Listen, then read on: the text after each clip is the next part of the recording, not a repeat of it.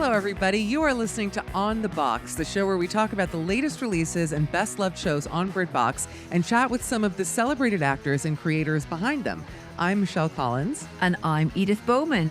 We'll get stuck into the details that keep us coming back for more, the locations that just kind of blow our minds, and what is it about these shows that we go back for more and more and more.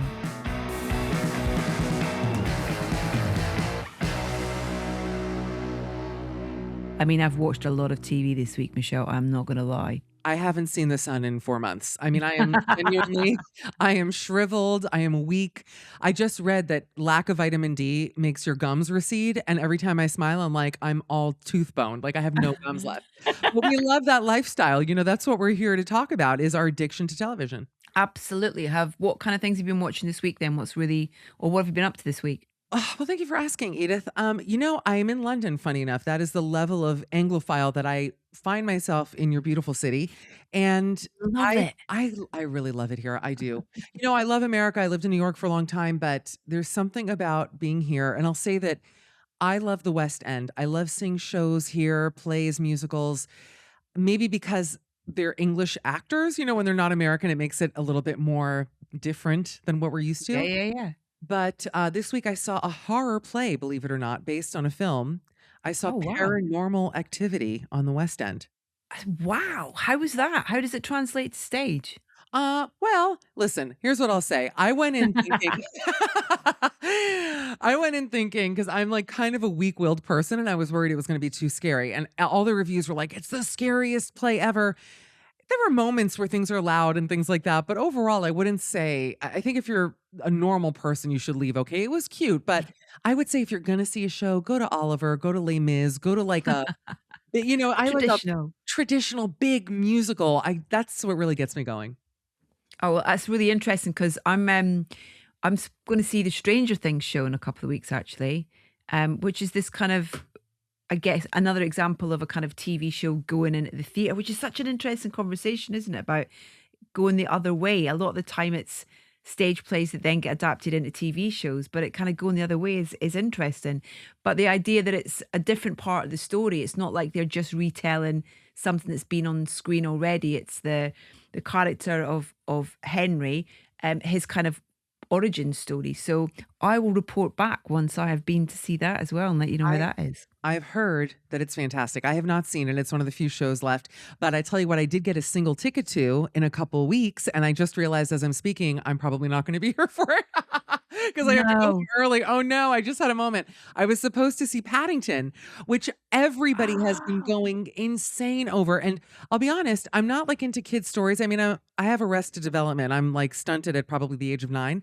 But I was like, I don't know, Paddington. And then everybody was like, no, it's the most incredible musical. You have to go. So I managed to score a single ticket. I'll give it to you if you want it. You tell me. And then I started thinking, is it weird for an adult to go to Paddington by themselves? I don't think in my case it is.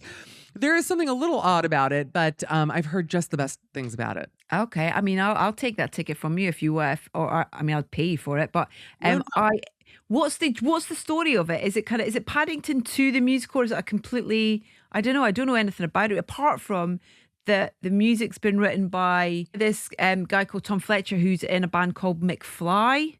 Nothing to do with Back to the Future.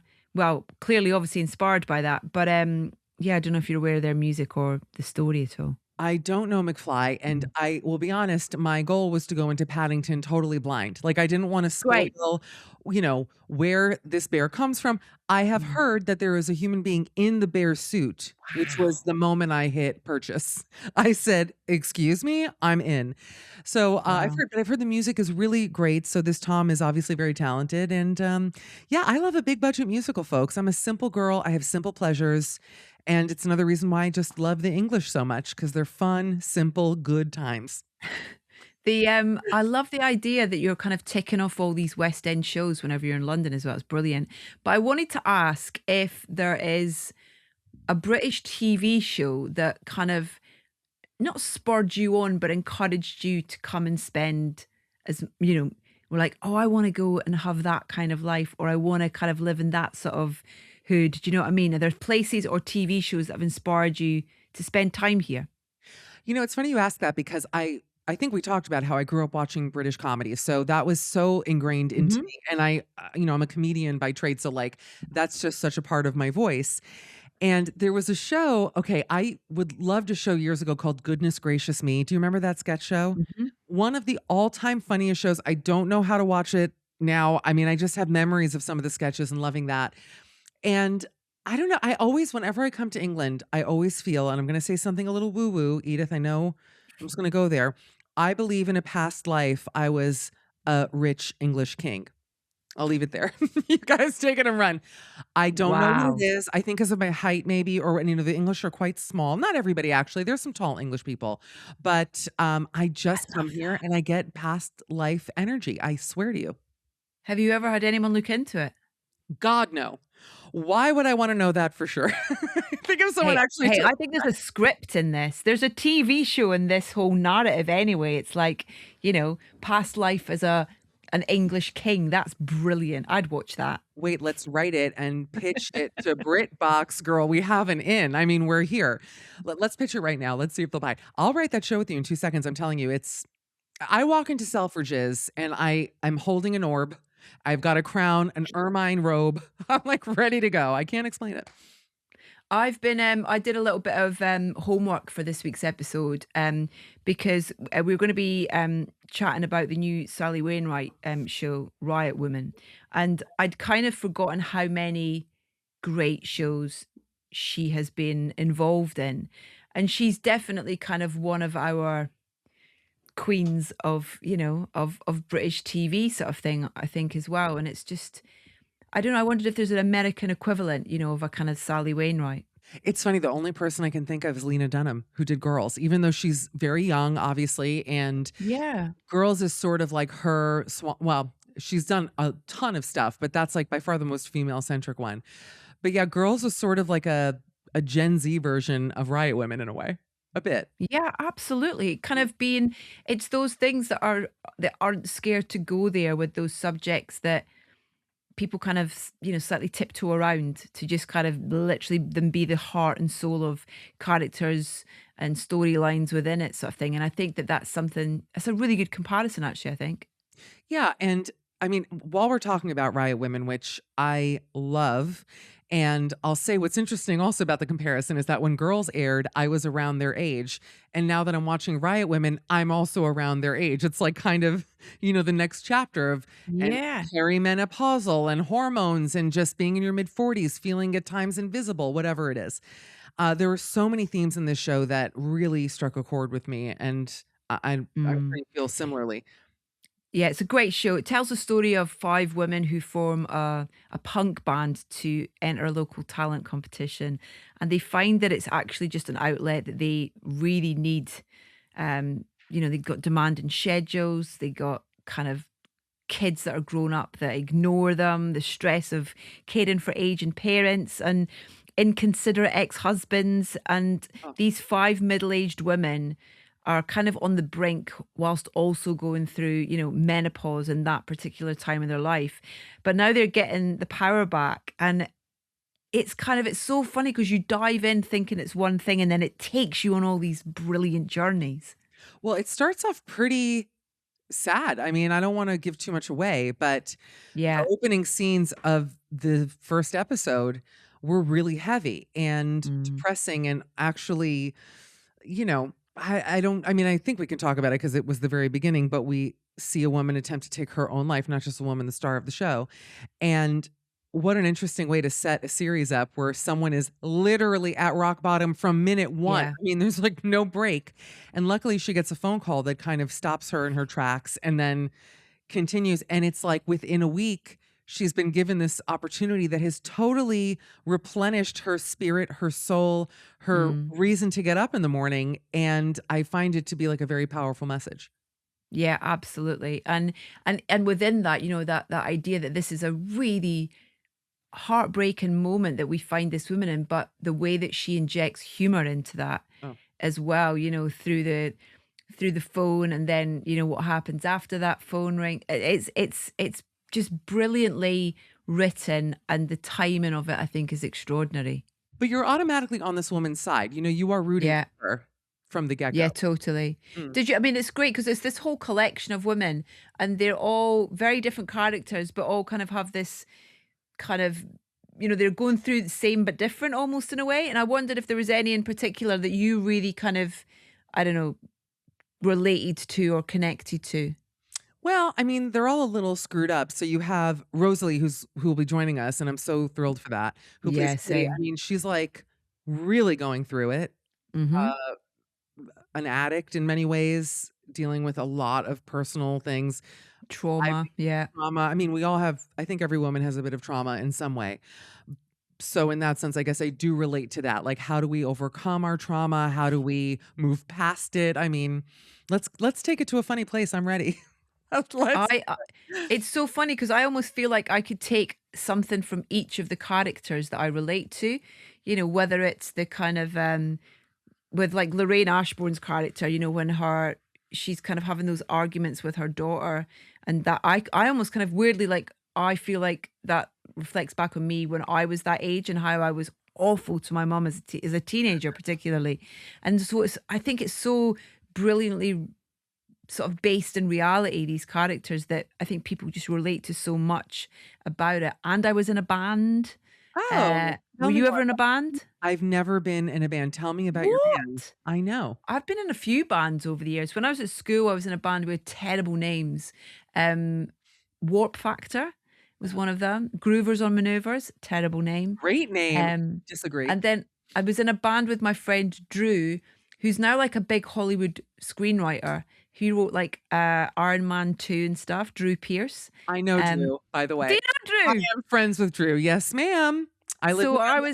Yep. I was with Drew. I was Drew's backing singer in his band called Woodchuck. Yeah, so I was like, yeah, I was in I really thought you would have been in a band. Don't know why. No, I was very dorky. That Karaoke? means a lot to me. I'm actually very flattered that you thought I would be cool enough to, like, assemble band members and, like, not get kicked out within the first day. No, I was a speech and debater, Edith Bowman, in high school. Ooh. And, yeah, and I played violin. So I could have been, like, in a band, a sort of a backup Itzhak Perlman situation. You have such an incredible music history and breadth of knowledge. It's just amazing to me, I have to say. I'm a pretty good team player in a pub quiz, Michelle. That's something we should definitely go and do. Oh, I just want you to know, because I know we don't know each other super, super well. I have a competitive edge, you could Great. probably tell, that would absolutely blow you away. Okay, let's find the nearest pub quiz we can compete in. We should run our own on the box pub quiz. There we go. That's a great idea. This is incredibly exciting because the chance to not just speak to the writer and the creator of this show, but so many shows that have just informed so many of us and just entertained us as well over the years is absolutely extraordinary, as well as just the most knockout performance in this show. It's fantastic. Rosalie Craig and Sally Wainwright, welcome to On the Box. What an absolute privilege to have you both here. Thank you so much for your time. Pleasure. Thank you for asking us. Sally, I'm going to start with you if that's all right, because I think it'd be really nice to kind of get an idea of what the kind of inspiration, particularly for Riot Women, was, because there's so much going on in this show, so many great characters, but what was the kind of catalyst for it? Well, there are a number of things. I've always wanted to write about a female rock band ever since Rock Follies was on telly when I was 13. um, and that's kind of never gone away. And I thought it was one of those things that was a kind of pipe dream and probably never get around to it, but I did. And it was combining that with me hitting sort of, menopause and that age where things start to happen. Mm. Life starts to change in ways that you kind of don't anticipate, even though you kind of know about it. You kind of think you'll bypass all that. And it kind of came to, things came home to roost, kind of when my mum started to develop dementia. Yeah. And, you're at that age where you've got a lot of things, you're juggling with a lot of things, you've got a lot of things to deal with, you've got a big career going on, you've got teenage kids. I had a marriage that was sadly breaking down. And in the middle of all that, you feel like the effect of the menopause is that you feel like you're disappearing. Mm. There's this clinical term, and I can't tell you what it is, but I was at a conference in Oxford just before Christmas about the menopause, and there is a clinical term for joylessness, which a lot of women experience during menopause. So, you know, there are a lot of symptoms. It's not just the ha-ha comedy hot flushes. There are a lot Yeah. of really serious, debilitating symptoms that go with menopause to do with mental health. So I kind of wanted to write about that, but I wanted to write about it in a way that was uplifting, not a way that was a drag. You know, I didn't want people thinking, "Oh God, it's about the menopause. That's going to be boring." I wanted people to say, "Hey, that's exciting. That's really exciting. That show. Oh, and by the way, it's about the menopause." So it was kind of to try and write about what I felt I was going through. I realized across my career, I've always written about what I'm going through at any one time. My lead characters tend to be the same age that I'm at any one Mm. time when I'm writing. Predominantly, there are exceptions to that, but in this case, in the more personal stuff that I write, that it was very much wanting to write about that. But as I say, wanting to find an interesting, uplifting way to write about it, and so I combined my long-held desire to write about a female rock band with what I was experiencing. I want to push back on something you said, because you said that writing about menopause is not interesting, and I have to really disagree. For me, that was actually, I think, one of the most exciting Um, parts of the show, oh, because good. we No, never see any of this. I know what you I mean. don't think. Sorry, I don't think writing about it is boring. You know, if it's happening to you, it's very interesting. Yeah, no, of course. But I think there's a perception, and there was Yeah. this great concern about why would men watch this. You know, there's always this anxiety about things that's to do with women. You know, nobody ever asks why will women watch shows about men ever, do they? But That's right. always. But with this, there was this anxiety about why would men find this interesting? So I had to find a way of making it kind of universally interesting. But I Which I think think we that, did. You know, we've had really good responses from men about the show. Yeah.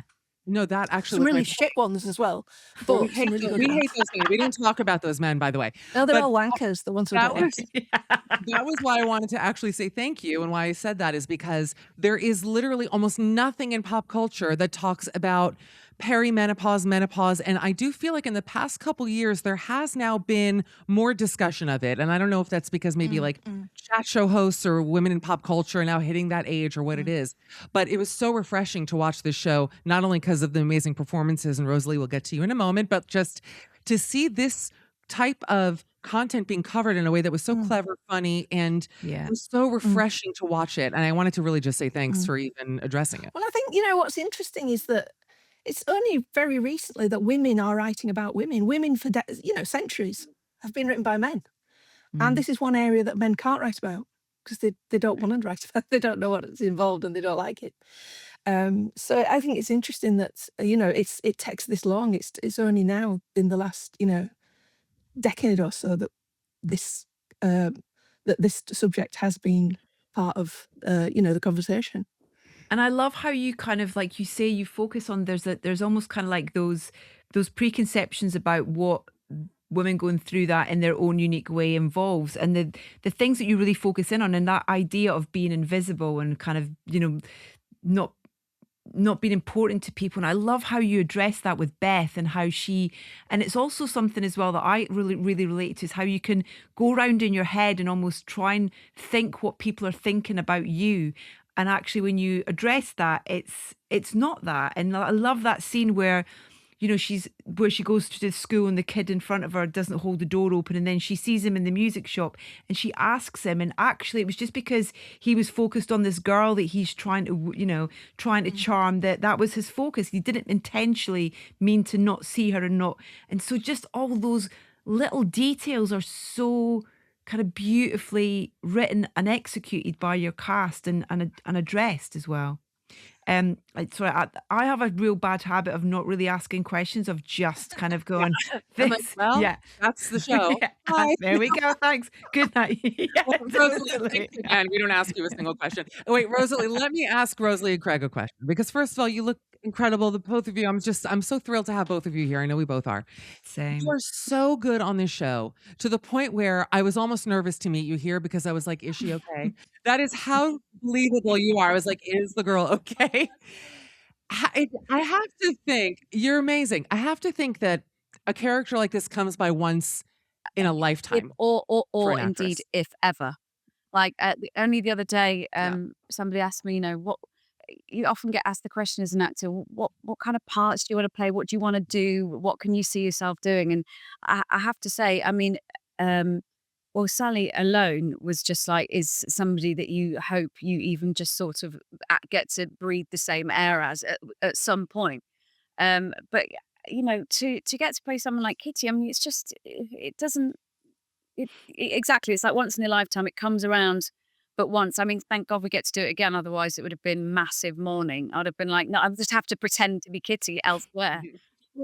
It's that I'm just going to be Kitty. I'm like Yeah, in Tesco's, you're having a full meltdown. yeah, I'm like, she's insane. when Okay, Michelle good to know. I've got my Halloween costume sorted already. Oh I my mean, God, I would literally. love that. I'm still trying to say to my daughter, like, she had a day at school called Rockstar Day, and I said, "You can go as Mummy, like, go as Kitty," and she was like, you know, "Not yet, not yet." But I do get Yeah. stopped in supermarkets. People sort of go, as in, like, I'm actually going to go in and raid it. I'm just like, well, I might as well just. You're gonna knock back the vodka. Gonna go and raid the vodka aisle. Can I also say your guzzling work? I have not seen guzzling work like that in a minute. I mean, it's hard to guzzle, even if it's water, It to was, really I mean, take it in. I was basically Incredible when I stuff. wasn't on screen, I was on the loo because it was just a lot of intake, lots of water. Yeah, So so hard, Rosie. hydrated. Goodness. All these characters, though, Kitty and Beth and Jess and Holly, played by, this fantastic cast. But it's that idea where you watch it and you can't imagine anybody else playing these roles. And Sally, I was wondering, in terms of being involved in how involved you are in that kind of casting process and how much there's a collaboration there between, yourself and, I mean, Mm, Lorraine's a great example of that character, of mm, how just mm, embodying Jess and kind of the mm. non-verbal acting that you feel the truth in that performance as well. How do you work with the actors and how much do they Um, feed into the roles? well, I worked with them a lot because I directed it as well, the first Mm-hmm. block. Um, well, interestingly, me and Rosie worked together a lot because as soon as Rosie got the part, she was like on the phone saying, "Can we rehearse?" And which was brilliant because I love to rehearse. I don't think we rehearse enough in telly, so I always ask for as much rehearsal time as I can get. So as soon as Rosie was cast as Kitty, we started to get together and go through the script in a huge amount of detail. Like really forensic, brilliant work. I love to do that. I did that with Strand Jones on Gentleman Jack, and there's nothing like it. You can build up a real um, huge background of who that character is, and I don't think that work is ever wasted. It never goes away. So I think we started something like 6 months Oh, before we we even did, started yeah, filming, we did. Rosie. And I was We used to meet, and then we had a couple of days with Joanna going through every scene that Kitty and Beth were in together. And we went through those a couple of weeks before we started filming. And again, so some of those scenes weren't going to be filmed for like months and months and months. But I just don't think that work ever goes away. I think it sort of percolates. I think if you've gone through the scenes once in a great deal of detail, it it it it I can't think of a better word than percolates. But by the time you actually come to do it, it's really it's developed into something other than if you just rehearse it on the day, which is what we normally get to do in television. And I hate it. I hate the fact that so we got so much money is spent on making these shows, and yet so little time is given over to rehearsal. So Yeah. I really prioritize it, and I love doing it. I think it's for me, it's the highlight. It's like for me, writing the scripts is like organizing a party, and the rehearsal for me is the party. also, if she wasn't talented enough, like as a director as well, I mean, you are phenomenal to work with, Sally, because you hold the DNA of these characters. So we were so lucky to have that attention to detail, and also Sally-isms will, there'll be like something that you've never thought of that Sally will just like, why don't you pick up those glasses there and look at the note through those, and you think, oh, I would never have thought of doing that, but because these characters have been born out of you, but the forensic detail is something, and the rehearsal time. But also, Sally's so rare as well that the scripts were there for us to all formed for us to do. I did like nearly, it felt like Wow. a year's work before we'd even got to set, which you normally are like looking at the sides the night before going, oh shit. Oh, it's like, Yeah. A mess. Yeah. But I think as well, what was unique about our show as well was that the women did learn to play their instruments. And Mm. so Meant to they ask had about to that. start practicing 6 months, I think 5 months before, Wow. They all learned to play their instruments because I just really didn't want it to look like on screen that they weren't really playing. I didn't want the camera to have to try and cut round them, and Yeah. for it to look like we were making excuses because they couldn't really do it. And they all really embraced it and really, it really was them playing at the end, and it was That's brilliant. It so was great. so, and again, I think that was a massive bonding thing for the cast. I think, Rosie. Well, I just think once you play a bit of music with other people, it's like you're connected in a very different way. It's like you sort of know each other better without being too romantic about it. But I don't think any of us had been in a kind of punk rock band before, and I think we genuinely didn't ever want to have to leave it. I mean, I know that some of them are still, still practicing now. And I mean, if we got together and tried to play now, I'm not sure how good it would be, but I mean, we could definitely give it a crack. Yeah. Very punk. But I mean, getting Yeah. to also so inspiring to watch these amazing women at a point in their lives where you think, I'm not going to take on any hobbies, or I might not learn a new skill, or you don't know how much time you've got left, do you? And then suddenly you've got an electric guitar in your hand, and it was just so incredible to make a noise together, like a proper noise, and just Mm. Yeah. get an opportunity to do that with a bunch of incredible women. I think it was kind of a unique bonding experience, wasn't it, for a cast? I mean, I think that casts do bond, because they expose themselves, Yeah. on camera when, they show so many emotions, that kind of thing. But I think it was an unusual bonding experience. I think the first time you'd played, it was probably Seeing Red, I can't remember now, but the first time you all played and sang together and got right to the end without stopping. It was, I mean, Rosie's very experienced, but as a musician, but the others aren't. It was a real massive learning curve for them. Yeah, what a voice. I have to think it's also inspiring other bands. I would imagine that there are women watching this in cities all over England and the United Kingdom doing this. Like, have you heard of anyone actually putting a band together afterwards? So good. I don't know about you, Rosie, but I've had quite a lot of letters from women who are in bands or have been in bands and have sort of been rejuvenated. They've picked up their guitar again. So good. I was kind of hoping it would be like book clubs and everybody would, people, they'd be popping up here, there and everywhere. I'm not sure that has happened. But no, we've certainly had a lot of responses from women who have been in bands and who've gone back to it. Have you been in a band, Sally? No, but I intend to be in season 2. Smart. I learned to play the drums as research for this. Yes. And I bought a very nice drum kit. And I learned to play the guitar as well, but not. I really love the drums, whereas guitar it was interesting, but the drums are my thing really. Love it. So but no, I'm not in a band. There's a band in our village, and I suggested to them that they might like me to play the drums for them, and that they didn't want me to. So Can I say something? I feel like there should be a convention for Riot Women bands. Like, they should have the glass stove for the Riot Women, people inspired by this, and do a weekend of just female bands. Oh my God, And- hold yeah, on. Come on. Hold I'm on. serious. We need to make this happen so Glastonbury's not happening this year because it's a fallow year. 2027, sorry, I'm one ahead of myself. 2027 Riot Women on stage at Glastonbury. How amazing would that be? Oh my God. I'm serious. Listen, but Look at Rosalie's face. Sally is absolutely brilliant on the drums. She doesn't just like tap away. Like, she come on set and like just I mean, it's a joke. And then she's got 95 guitars and pedals and this, and you just think, yeah, there's that's all not the true, gear, it's no not- idea. That's hey, me. listen, at this Glastonbury convention, can we also like have cars to smash as well? Just as I do. Oh, Yeah, obviously. That's my department. I'll be in the smashing department. Full Hulk mode, because I need to listen, every woman I know has anger they need to get out, and we just don't have a venue for it. So this could maybe be like one of those situations where we just rage truly out of our minds, which I love. Sally, I have to ask, where do you find the time? Because I'm listening now, you have the drums, you play the guitars, you're writing.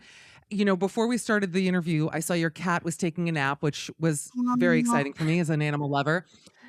When you're writing a show, or when you have an inspiration for a show, wait, show it again. Oh, thank you. She knows Fast what I asleep. need. I have to know what your process is like. I'm always amazed by people who have like the patience and the Mm. I don't even know, like, how do you decide I'm gonna write this? Do you sit in your study and just work, or do you have to go somewhere? What motivates you? It's a really interesting question, actually. It's quite hard to answer. I'm working on 3 projects at the moment. I'm writing 3 things at the moment. And they're all at different stages, Mm, and they're all fascinating and complete different. One's historic, and that's just amazing. It's just so Mm. exciting to be able to uh, spend half my time reading, swatting up on history, which I love. Yeah. I absolutely love doing anything historical. I'm working on storylines at the moment for season 2 of Riot Women. I've not actually started writing yet. I'm about to start constructing episode 1. Um, I don't know. It's quite a shock actually being back at my desk, having been away directing for a whole year mm, and longer, because um and then in the edit, and then I'm back at home on my own, and it's a bit of a shock. It's a Mm. bit like, oh, people. When I go out, it's like, oh, people. Um, so I am a bit of a workaholic. I get up very early. I tend to be at my desk all day. mm. Um, but I just love it. I just love making stuff up. I love making people speak. I love writing dialogue. I love to explain who people are by what they say or what they don't say. Mm. I just had a thought of you going back to the smashing the car scene up. I think that what we should encourage is most supermarkets in the UK to have just a corner of their car park with a couple of derelict cars there that you can pay like a little, I don't know, pay five, and you just go up and like smash the shit out of the windscreens or whatever and stuff. Once you've done, stick your shopping in the car, come and smash a car. Do you know what I mean? It's kind of like Yeah, that would but be. it's harder than it It it's is. harder than it It looks, though. bounces. If it's a posh car, it bounces. And then I was trying to get the what's it called, sledgehammer out, and I was like, but it's quite powerful. But I think it gives a new sort of ring to click and collect, doesn't it? So I think we should go. Yeah. That's hilarious. If you need to go to Costco, those carts Oh, will F a car up. Take it from me. Rosalie, I have to ask you a question because I am a huge musicals mm. person, and I know that your husband was in Les Miserables, which is Wow. my number one musical. Does it ever get to a point where you hear it so much in the house that you're sick of it? I need to know if there's a limit for Les We don't Mis. have. Well, I can't say that I've ever heard it in the house. Not once. Really? Really? What's I the know. point of But being married to but someone also in it? what's the well, I thought you were gonna say what's the point of being married, and I was gonna say, it's kind of a sort of common misconception that my husband and I might sing around the house, but I think what a daughter who is very angry if ever we do that. Even but she's allowed to sing. But I mean, there's no. I think we're quite like no musicals in the house. But she's now That's so coming of an funny. age where she is bringing the musical into the house, and we're like, deep breaths. But I'm Hmm. starting to disappoint that we're not We like to singing hear that. singing Les Mis in the house. I'll try and be better at It's this. I know you're lying to I'm me, but sorry. I'll accept it because I like you. I appreciate your gift and your talent. Well, you were on the West End with Sean Hayes, right, at the I Barbican saw it. Steaks. It was amazing. I came. Oh. It was so great, Oh, that's Rosalie. It so was nice. Oh, thanks for fantastic. saying that. I mean, he's ridiculous, isn't he? Isn't he just opened his show out on Broadway yesterday or something? Yes, that's correct. Uh, He is on Broadway. Mhm, I Sean love Sean Hayes Hayes. is like, He's I so can't, brilliant. I can't. It's just I think that I don't know what I was expecting, but I'm so glad that I got to witness him in that role also up close. But as a human being, he's it's almost criminal to be that nice, I think, actually, and talented. Surely Mm. something is rotting inside of him somewhere. Can't be possible. But Only an English person would say that, by the way. As you were talking, I go, "Oh, it's so American. We are all nice and talented." And then you're like, "And he's rotting inside." Only an English person would say something. But talk about talent, Rosalie. That voice is Mm. phenomenal, and how it's used as a kind of barometer of for her, for Kitty, as a where she is and stuff, whether it's, at the karaoke, or whether it's kind of writing the song, or whether it's just kind of, oh, Alanis Morissette, and just bursting into tune at that moment and stuff. All those moments are oh, fantastic and stuff. Was that a nice thing to play with? thank you for saying that. That's really lovely. I think what the most brilliant thing, actually, going back to compare this to sort of musical theatre, is that it doesn't compare, because I've never had to. embody a character who just uses that as a form of expression without it being part of the narrative. I mean, I know usually musicals, the song will move the story forward, and it's not that these songs didn't do that. It's just that they were, as Sally and I used to say, a sort of exorcism for Kitty in whatever way, and getting to Mm. use that as part of a character's just her speak. It's like just her doing speaking, like there'll be quiet moments, bigger Mm. moments. But I think what was so refreshing is that um, Sally really put so much faith in me, and in order for me to just find this voice for Kitty, even when we first met, where I first met her for the part, and it's sort of, I didn't know that, that you could do that as an actor, sort of find this um, voice that just comes out as a form of expression of a moment that you're in, and also a very new sound for me. It was totally character led and Mm. emotion led, Mm. and so brave of Sally to write that into a piece as well. But it was absolutely bloody brilliant, like getting to scream your head off, and like, or just really go for it without need, just to have the permission to do that, and and make ugly noises at times, and ones that really meant Kitty could get rid of some shit. So it's very cathartic. And also your scenes with Beth are so poignant and really they're really moving actually. And it's funny because we're sort of watching your relationship unfold as the episodes continue, but the energy between the two of you is so different and yet you have so much in common. I think as you're getting to know each other, which is really nice to kind of see unfold. I mean, how do you balance in a scene with someone like that where you're like this manic kind of big energy person and she plays everything so quiet? And writing that as well, Sally. Yes, exactly. I think the thing with Beth and Kitty was that they were just an odd couple. They were like they couldn't be more different. But the big thing that the Will said about Beth was that she just doesn't.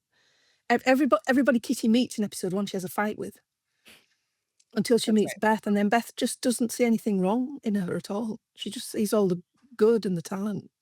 Mm. So it was just that they were like just completely different kinds of people, but they just brought out the Yeah, best in that's each so other. true, Stella. I was thinking Mm. about this earlier, that you wrote the way that they form their sort of love affair and their friendship affair is the fact that neither one of them looks at each other with anything apart from hope. And it's just amazing if someone looks Mm. at you in that way or treats you in that way, how what an incubator it is, and you can just blossom and find parts of yourself. They sort of find they bloom in ways that I don't think either of them have been given the oxygen to do so before. It's just but having someone that's just like, you're fantastic and you can do anything, and then you're like, oh, maybe I can, and and then you just go, actually, great, yeah, okay, and then we're gonna be amazing songwriters together, and the most unlikely friendship. But it's so unique, that friendship, and so nice to be women that aren't fighting about blokes, and so brilliant just to be Mm. women who are just there because they're women and they're friends, and they just have their own autonomy, and it's not because they're bitching about a Mm. guy, or you Mm. I want your fella, or Christ, they've got their own. They're there just because they are fully rounded human beings without that. And that brilliant thing that you do, Sally, of the different kind of generations and what each of those kind of different age groups are going through as well. Whether it's, the kind of the daughter, or it's then, Anne Reid's character as well. And just that the dementia side of things as well, and how the role reversal things of being a son or daughter, you suddenly have to become a parent of your parent in a way, and things like that. It's such a rich script and such rich kind of subject matters that you've been able to kind of so beautifully weave into all these characters and these storylines. And that's obviously something, when you're going back to the start of saying, putting your own story into that and your own Mm, experience mm. into that as well. It's why it feels so real. It's interesting actually. As I said, my marriage broke down about 5 or 6 years ago, and what I discovered after that was how important my female friendships were. That they seemed to become. Um, what I realized about women, about writing about women, is that women are emotionally articulate. So it's fun and interesting to write for people who are emotionally articulate. And men tend not to be. I mean, that's probably a gross generalization. I do know men who are, but as a rule, they tend to avoid talking about emotional things rather than addressing them, or they Yeah. address them in a different way that doesn't involve conversation. Mm. So I suppose that's partly one of the things I wanted to do. And as Rosie just said, you know, it's quite refreshing to see women talking about things that isn't just about. Again, it goes back to the fact that women have, for decades and centuries, have been written by men. So men writing women assume that all women think about is men. Mm-hmm. And of course, we think about other things sometimes too. Although Yeah. I did love the Holly storyline where she meets this hot guy in a bar. I mean, Sally, I we don't know each other personally, but it's not where I expected the scene to go. I don't want to spoil anything for those who haven't seen it yet. But he was like super hot. I loved that she was seen as this sexual being and they had just such incredible chemistry with each other. And then to throw that curveball in that room, I was like, "Oh, Sally, excuse me." I was like genuinely a little Yeah. bit scandalized by it, but I loved it. And I was shocked that she was so off put by it, to be honest. That was a story that Jess, our producer, came up with that was actually based. Oh, I shouldn't tell you on a story. A friend. It happened. It was real. A friend of hers. All a of their friend of a stories are friend true of a stories. friend. This happened to several times removed. A friend of hers. So it was. I can't really take credit for that. I can only take credit for having listened to the Yeah. story and thought, "Oh, I'll nick that." It clearly never left you once you heard it. You're Well, going, how could it? The trouble is finding something else that's just that good. So if you've got any ideas, if you've got any friends of friends, please tell me. I have a lot of friends who are very slutty, so I'll put you guys. Oh, carry on, please, Yeah. please enlarge. Please tell me Happily. more. Is it hard to say goodbye to characters, Sally? You know, you've just written these such fantastic, memorable characters over the years. You know, just mentioning Anne Reid there, thinking of Celia, you know, and in Last Tango in Halifax. And when you're kind of like coming to the end or knowing that it's like that's enough of that story or that's enough of that character, of having to kind of say goodbye to them and sort of find an ending for them away. Is that hard? It varies project to project. I mean, like me and Sarah Lancashire made a very definite decision that we were only going to do 3 series of Happy Valley, so we knew it was the end. So I didn't feel sad to let her Catherine go because I think we did it and it was great and it worked and it was wonderful. And often a series goes on so long that you're struggling to find, like Last Tango or Scott and Bailey, they go on so long that either I move on to something else or you kind of run out of story and it's tricky.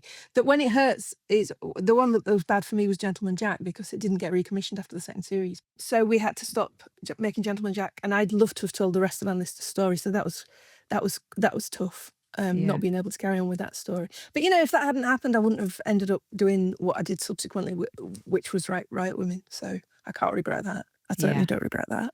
I have to say, I'll pop in. Hi, girls. It just really, you know, I'm in my mid-40s and I am entering this new phase, right, of womanhood that really we're not educated about. At least I'll say in the United States, we know nothing about menopause. This is not something that is openly spoken about. I think only recently, like women are creating apps and things to teach us about hormones and what goes through our body. But this is not anything that has ever really been even studied because, again, it's mostly men who are running these studies. So obviously they're not going to put any time or effort. And so for me, watching the show and really just to both of you, it is really just a big thank you also to just cover these issues and do it in a way that is so funny and engaging and really touching. I mean, also the adoption story is so touching and like actually gut-wrenching in so many ways to think of this. There's so many layers to that storyline that someone who also loves we did a huge amount of research on that. It was a real minefield. Yeah, we talked to a couple of psychiatrists. It was because it's such a tough story and it's quite a dark alley to go down. But fascinating. But it's just beautifully done. And I think it's just such an important story and basically executed perfectly. So thanks to both of you for being a part of it and Sally for making it. And I am giddy that we've got more to come as well. Yes, definitely. Thank you to the algorithm. Got to write it now.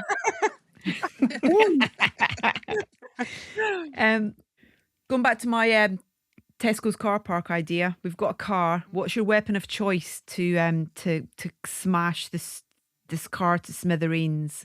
I mean, I've tested out the sledgehammer. It was pretty good, but it was quite heavy, so I Mhm. might have to rethink that because you do as a woman in mid quarters it hurts. You're not as lithe.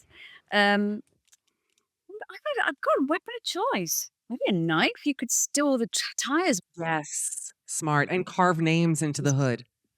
Just an Oh idea. wow, you sound like you're talking from experience there. Absolutely. God, no. In terms of the music side of things as well, like seeing where they go, this is not just a kind of it's not just a kind of flash hobby sort of thing. This band is so important to these women, and I'm really excited to see where that goes in Mm. season 2 as well.